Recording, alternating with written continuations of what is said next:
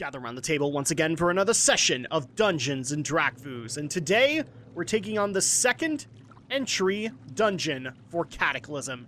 And this one actually wraps up the entire storyline, and unlike Blackrock Caverns, which doesn't really wrap that up, it kind of starts up. Hyjal, this one wraps up the Vashj'ir storyline as we enter the Throne of the Tides. And people might remember from when I quested in Vashj'ir, we already have a couple of problems. One of which is that Aranak Stormspeaker was abducted when the Naga made their assault on the Abyssal Maw, the realm of water. So we've got to go into the Throne of the Tides to see if we can rescue him. Let's go ahead and start things up, but first, let's go into the lore.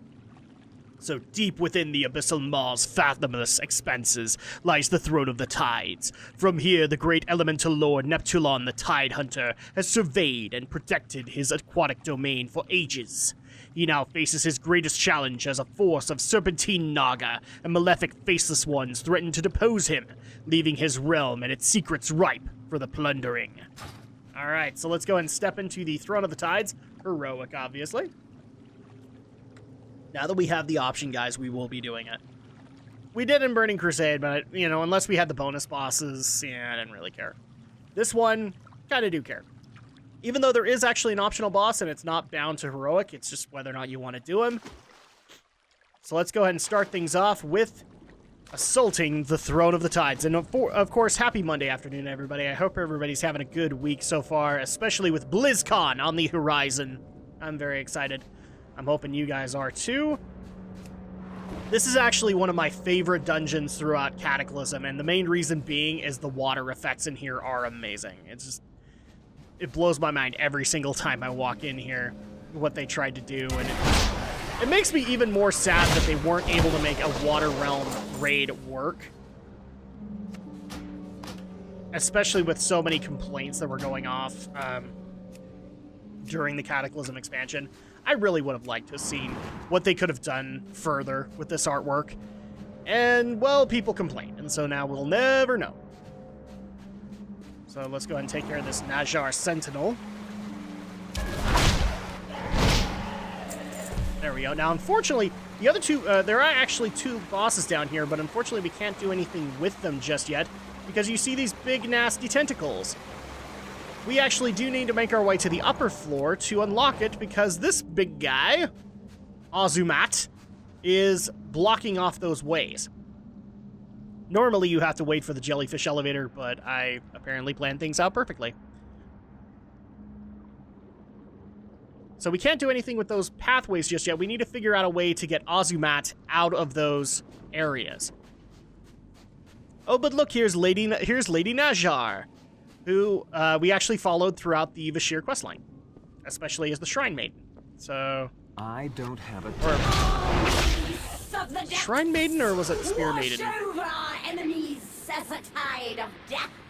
You know, Battle Maiden. That's what it was called. Battle Maiden. It's been a while, as you guys can tell.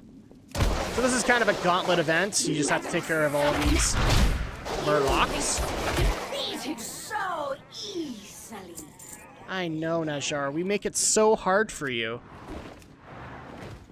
But guess what? It's gonna get harder! So deeper we go, the more we have to deal with the Naga infestation. And we'll sell that. Why not? Oh, and here's more Naga. Naga, come on! You know you can't win! Why do you persist in trying to win? I am overpowered for you. Okay, so Najjar Sentinel again. And actually, this guy will show up after that first patch, so if you want to take care of him separately, because he will put poison zones down, then you probably want to pull him separately aside from this big second group. But now we're in the days of time walking, so it doesn't really even matter. But I'm just saying, like, if you're a brand new tank and you're trying to do this right, that's probably how you do it. And so here is Lady Najjar. Let's go ahead and go over her lore before we get started. Lady Najjar played a pivotal role in retaking Vashj'ir from the brutal Kavaldir, earning her Queen Najjar's favor. Recently, Najjar spearheaded an assault against Neptulon and succeeded in cornering the powerful elemental lord within his throne room. Did you know? I don't see him. Is this where? Nah, this is actually, I don't think, the actual throne. Let's go ahead and talk to her.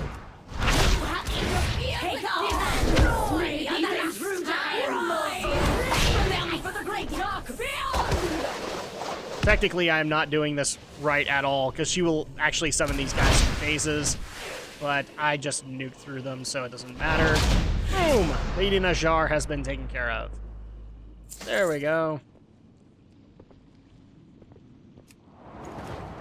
Okay, so we were wondering how we could take care of Ozumat. It looks like the Throne of the Tides has a defense system. Let's go ahead and use that.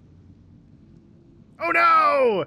It's shocking the crap out of him! He's probably enjoying it. I'm just saying. He's probably enjoying the crap out of it. He's like, oh, you guys are hitting the right spot, man. I've had it not there for ages. That sounds horribly wrong, and I apologize. There's technical humor. I can't avoid it. But this opens up the other two areas.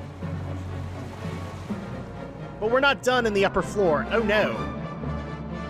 We have some safeguards in Najar's place that will make it a little bit more difficult for us. Not by much, though. So, you take care of her, but all of a sudden, when you walk through... Well, hi there, Commander Ulthok. Let's see what you have to say in your lore. So, Commander Ulthok, the Festering Prince.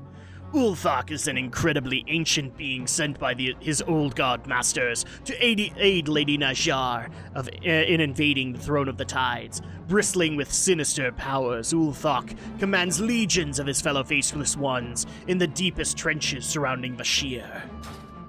So, already kind of more of an advanced Faceless One model. I like it. I've actually liked the evolution of the old god models as we've gone on. Okay, so there you go, Commander Ulthok. And all you gotta do is use this Throne of the Tides teleporter. It puts you right back down into the Abyssal Halls, lower floor. And then make all our way back to the previous room. And now we can go through the two rooms that were blocked off. Now, one of them is optional. You don't actually have to go and do him. It's actually where you go and rescue Aranak Stonespeaker. If you don't want to do that, like if you're trying to do a quick run for your rewards, for the time walking weekly quest or things like that, you don't have to do this guy.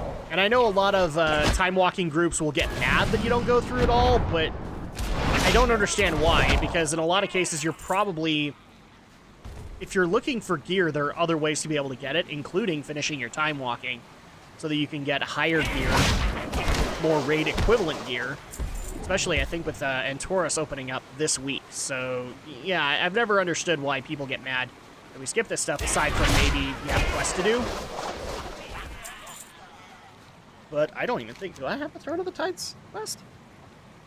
If I do, I'm going to be surprised. Surprise for heck. Nope. Nope, no quests. So, there you go. Let's go ahead and take care of this big guy. I'm not saying that there couldn't be one, but I'm not thinking of it. So here you go. As you can see, Aranak Stonespeaker has, well, a new friend on his head. And we're going to go ahead and go over the lore for that, which is Mindbender Gersha.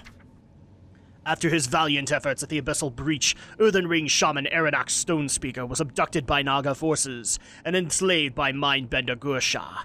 It is featured that this parasitic aberration has taken full control over Aranak's mind, body, and devastating shamanic abilities.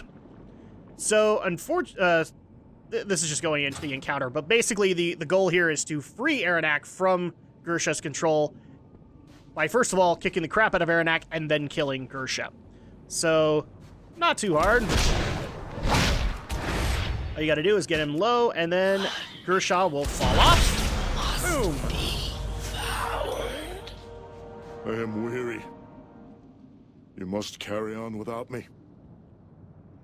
I shall take my leave once my strength has returned. Probably for the best, buddy. Okay.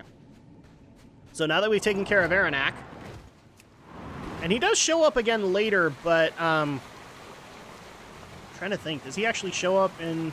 Yeah, he does. Aranak Stonespeaker does actually show up for, like, the Shaman campaign in Legion.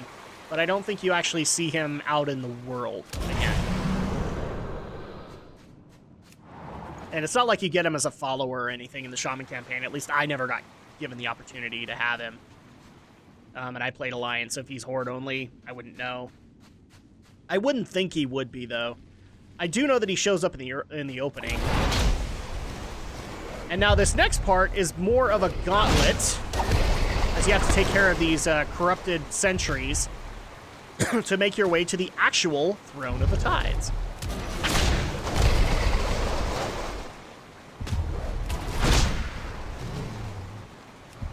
Seriously, this is beautiful. I don't know why people had such problems with the water. Well, the gameplay I understand. The artwork, I've seen some people, like, literally have major beefs with the Throne of the Tides artwork. I love it. I think it was the greatest thing that came out of this. All you gotta do is step over here, and then boom. Now they won't spawn anymore. My fearless assistants, I assume. So here is Neptulon in the actual Throne of the Tides. Yes, regret your presence here. At least I think so. No, never mind. Najjar is actually in the throne room. He is in the Coral Garden. So, we may yet regret our presence. I wonder what the heck is happening. Oh, and let's go ahead and go over the lore, because the boss here is going to be our buddy Ozumat. Tales of the monstrous kraken that terrorized Azeroth's high seas were once relegated to myth, but no longer. By some ill means, the Naga have bent Ozumat, the patriarch of all kraken, to their will, and unleashed him against Neptulon and his followers. And he was actually, Ozumat was the guy that got called on Neptulon at the end of that Vashir questline. So for some reason, this guy's free, probably wanting to stay free. Let's go ahead and see if we can help him with that. That vile beast has been driven off, but my precious waters have been tainted. I must cleanse them at once. If you insist on lingering here, prepare to defend yourself. We are ready!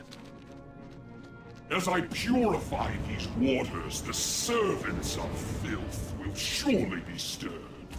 Beware. So the purpose of this boss encounter is to keep Neptulon alive, or at least keep the corruption down. As you can see, they're doing damage to him over time. And also his corruption gets worse. But as you purify the waters, he empowers himself, he heals himself, and eventually passes that power on to you. Oh, no. Screw you, buddy. But all you gotta do is just go through these waves of murlocs and other such things. And pests. Okay, where's my next mindbender coming? Patience, guests. The waters are nearly cleansed. Oh, good. I'm so happy to hear that. Because it's basically you have to kill only so many ads, and then eventually he'll go into the next phase. Oh, here's more murlocs. There we go. Okay, where's my next mindbender coming from? If you look at the outer wall, you can actually kind of see them coming in like that. There we go. As a tank, you have to be very aware of this stuff, because most of the corruption is on you. Or, like, if you have a corruption death, most of the time it's on you. If you're not tanking it properly, then there's an issue. There's also a healing issue. Oh, hi, Ozma. Oh, no! Oh, no! He's in! What are we gonna do? Oh, their filthiness stains me. So you gotta just take care of these faceless sappers. And all the while, he actually will send these blight beasts against you. But we don't need to worry about that, because he's dead. My waters are cleansed. Drink in their power. Oh my gosh! Megazord power! Behold the power of pure water. Indeed! And there you go. Ozumat has been defeated, but he's a sore loser as he takes Neptulon back.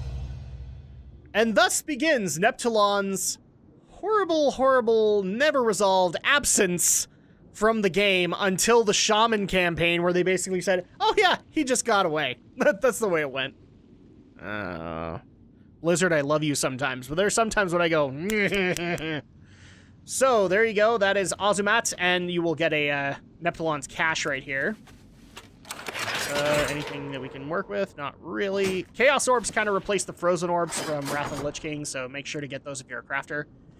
And that does it for the Throne of the Tide. So once again, the Aranak fight is mostly optional. If you want to take that on for lore reasons, you can. But for the most part, you can just skip all the, you can do the first two and then skip to this one, and you're perfectly fine doing that. But that's going to go ahead and do it for this episode of Dungeons & Drakfu. Thank you guys so much for watching, and when we come back next week, we will be taking on the next dungeon as we delve into the realm of Earth and the Stone Core. We'll see you guys then.